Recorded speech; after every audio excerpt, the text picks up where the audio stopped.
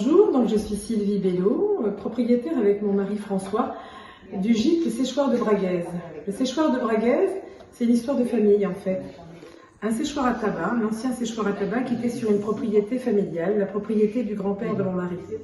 Ce séchoir à tabac avait été dévolu, lorsque le grand-père est décédé, à la tante de mon mari et il y a quelques années dernières, elle a décidé de le vendre.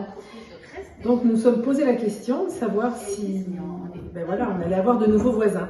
L'idée, c'était pas de laisser venir effectivement peut-être d'autres personnes qu'on ne connaissait pas sur la propriété familiale. Donc on a décidé avec mon mari de le racheter et de le rénover parce que c'était un petit peu un rêve de jeunesse. J'avais depuis longtemps imaginé ce séchoir à tabac en maison d'habitation.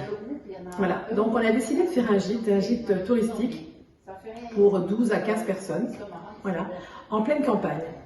Alors on a essayé de respecter l'origine du séchoir. En fait, on a été très bien conseillé par effectivement l'architecte du CAIE 47, par les Gîtes de France, qui nous ont accompagnés pendant tout ce projet.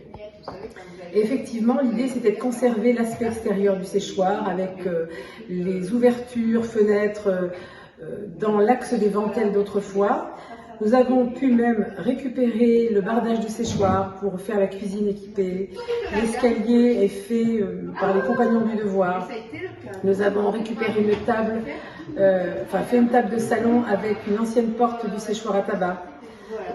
Enfin voilà, tout a été récupération et on espère avoir donné le meilleur parce que c'est un bâtiment assez exceptionnel. Aujourd'hui, les séchoirs à tabac ne sont guère plus utilisés parce qu'il n'y a plus beaucoup de production de tabac. Et c'était une manière de lui redonner vie et surtout de partager avec nos hôtes l'histoire des fermes lot-et-garonnaises. Voilà. Et la culture de la truffe, puisque nous sommes aussi trufficulteurs dans cette famille.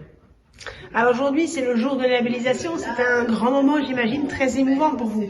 Mais oui, parce que c'est la concrétisation d'une bonne année de travail et de plusieurs mois de réflexion à se casser la tête. Et mon mari a été très très présent sur ce projet puisqu'il était là en permanence tout le temps pour accompagner les artisans, parce qu'on a fait travailler que des artisans locaux, ça aussi je tiens à le dire.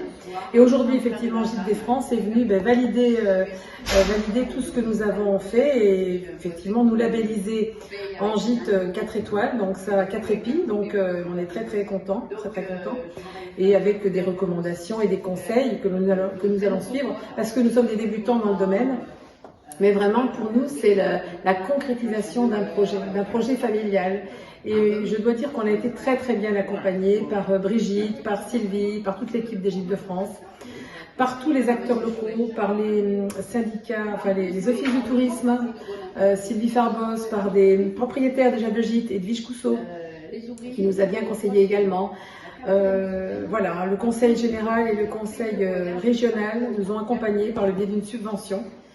Donc nous les remercions parce qu'ils ont cru en notre projet aussi. Ils sont venus ici voir ce qui allait se passer et ils ont cru en nous, donc on ne voulait pas les décevoir non plus. Voilà, c'est important.